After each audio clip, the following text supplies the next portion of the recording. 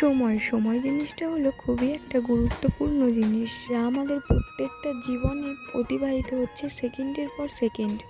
সময়ের মতো যাচ্ছে, আর আমরা আমাদের মতন। সময় কিন্তু কখনো আমাদের জন্য অপেক্ষা করে না, বরং আমরাই সময়ের জন্য অপেক্ষা করে থাকি।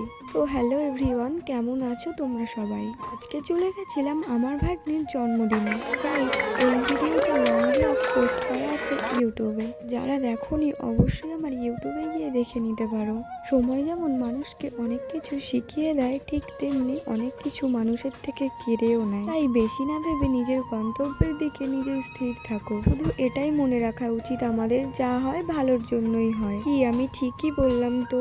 ওদের সঙ্গে কথা বলতে বলতে সেলিব্রেশন শেষ, এবার আসলো ডান্সিং পর্ব। ভাগ্নির পিসিমণি ভাগ্নিকে এই ছোট্ট গোপালটা উপহার দিয়েছিল। আমার তো গোপালটা খুবই ভালো লেগেছিল। তাদের কেমন লেগেছে কমেন্ট করে জানিয়ে যেও। তারপরের দিন সকালবেলা বোম নিয়ে চলে আসলাম বাড়িতে, কারণ ছিল কালী পুজো। যারা এখনো ফলো করোনি, ফলো করে পাশে থেকো।